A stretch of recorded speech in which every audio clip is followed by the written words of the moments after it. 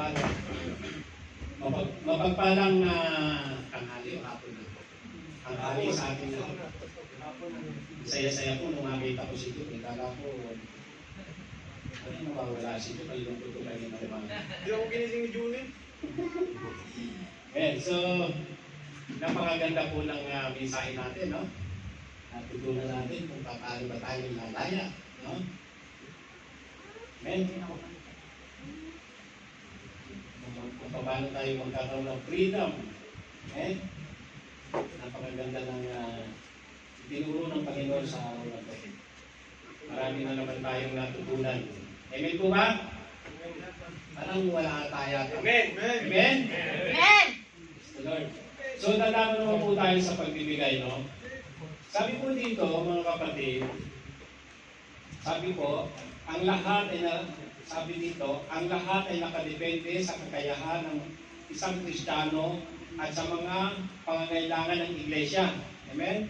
Ang lahat ng mga Kristiyano ay nararapat na taus-pusong nananalangin at hanapin ang kalooban ng Diyos kung makikilahok ba siya sa pagbibigay ng ikapo o higit pa dito, o kung magkano ang kanyang ibibigay para sa gawain ng Panginoon.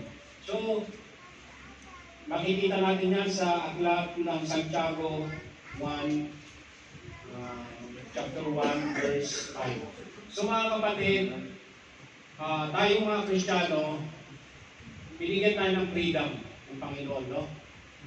Binigyan tayo ng sariling desisyon, no? Na kung ano ba ang nararapat nating desisyon. Yan ay nakadepende sa ating desisyon. Amen?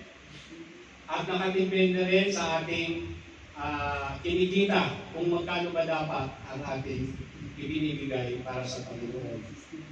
Pero ang tamang desisyon ng isang Kristiyano ay ibinibigay niya ng buong-buo ang kanyang ikasampung bahagi ng kanyang kita. Amen? Yun ang tamang desisyon ng isang Kristiyano. Amen po? Lalong-lalo na sa mga Kristiyanong ginagamit na dito sa pulpit, sa pulpito. Amen? So, ibig sabihin, meron na kayong office, meron na kayong responsibility sa church na to. So, nararapat na ibigay natin ang buong-buo ang ating ikapo.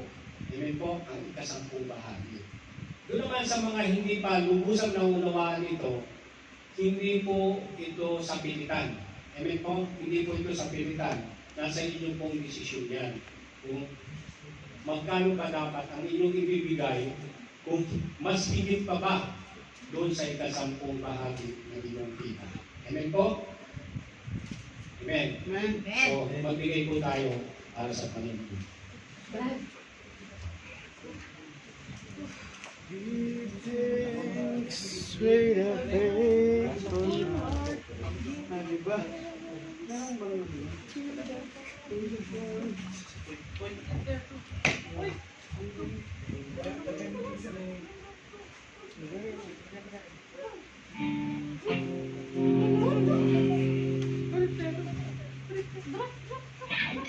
Wow, very good.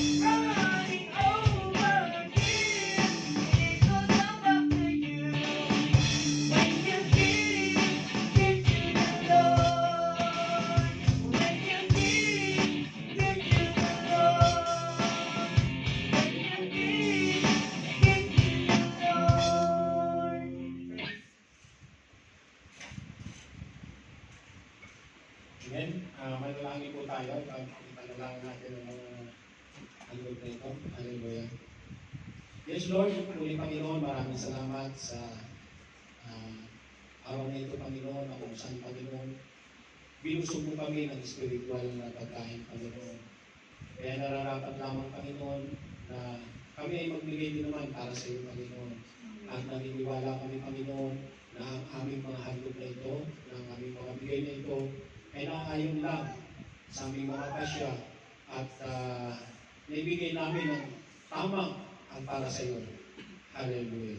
Nawa, Panginoon, ang pangangailangan ng iglesia nito, Panginoon, ay matugunan ng mga nalikod na salapin ito upang sa ganun, Panginoon, ay patuloy na lumaki at lumago ang iyong iglesia, Panginoon. Hallelujah. Hallelujah. Lord, patuloy mong pagpalain ang aming mga kapatid, Panginoon. At sinabi mo nga sa iyong salita, Panginoon, sa Malakay 3:10, Panginoon, na bubuksan mo ang lubangawang ng langit at ibubuo sa amin ang kasaganang pagpapala at hindi mo na madadalhan ang anumang salot o karamdaman ng aming pamilya. Maraming salamat po, Panginoon, sa mga pagpapala at ito po ay kiniklimo namin sa pangalan ng Ama, ng Anak at Pag-iisa ng Espiritu. Amen.